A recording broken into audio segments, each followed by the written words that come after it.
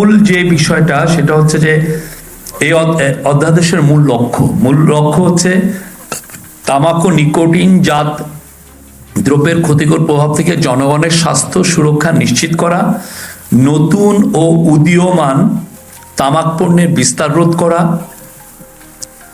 বিদ্যমান আইনের ফাঁকফোকর দূর করে একটি সমন্বিত ও কার্যকর আইনগত কাঠামো গড়ে তোলা এবং কিছু কিছু ক্ষেত্রে প্রধান নীতি পরিবর্তন করা হয়েছে। আপনারা জানেন অলরেডি কিছু এসছেও, যেমন ই সিগারেট, তামাকজাত দ্রব্যের সংজ্ঞায় ই সিগারেট এন্ডস ENDS, তারপরে HTP নিকোটিন পাউচ এগুলোকে অন্তর্ভুক্ত করা।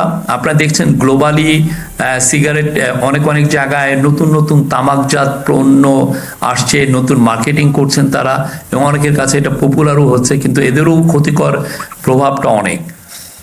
ভবিষ্যতে নতুন পণ্য গেজেটের মাধ্যমে অন্তর্ভুক্তির ক্ষমতা সরকারকে প্রদান, সরকারকে এই লয়ের মাধ্যমে ভবিষ্যতে নতুন পণ্য গেজেটের মাধ্যমে অন্তর্ভুক্তির ক্ষমতা প্রদান করা হয়েছে।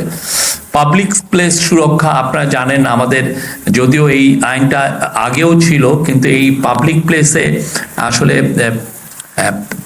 মানে তামাক মানে সিগারেট প্রচুর লোক ধূমপান করেন এবং এই ক্ষেত্রে যে আমাদের যে নিয়মগুলো অনেক ক্ষেত্রে ভায়োলেটেড হয়। এবার এই জিনিসগুলো সুরক্ষা করা হচ্ছে, এই বিষয়গুলো আরো স্পেসিফাই করা হয়েছে, এক্সপ্লেন করা হয়েছে এবং পরিধিটাও বাড়ানো হয়েছে পাবলিক প্লেসের। এবং এর ফলে যেটা হবে যে তামাক পণ্য, আমরা আশা করছি যে পাবলিক প্লেসে তামাক পণ্য ব্যবহার বা ধূমপান কমে আসবে। এটা এখানে ক্ষমতা দেওয়া হয়েছে, এটা আমি পুরোটা পড়ে নেই। সংবেদনশীল স্থানে বিক্রয় নিষেধাজ্ঞা, শিক্ষা প্রতিষ্ঠান, হাসপাতাল, ক্লিনিক ও শিশু পার্কের 100 মিটারের মধ্যে তামাক বিক্রয় নিষিদ্ধ। শিক্ষা প্রতিষ্ঠান, হাসপাতাল, ক্লিনিক ও শিশু পার্কের 100 মিটারের মধ্যে তামাক বিক্রয় নিষিদ্ধ।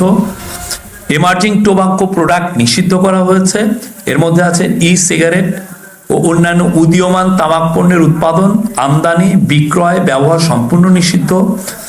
কারাদণ্ডের ও অর্থদণ্ডের বিধান, প্যাকেজিং সংস্কার, প্যাকেটের 75% অংশ জুড়ে রঙিন, স্বাস্থ্য সতর্কবাণী ও স্ট্যান্ডার্ড প্যাকেজিং বাধ্যতামূলক, আগে এটা 50% ছিল।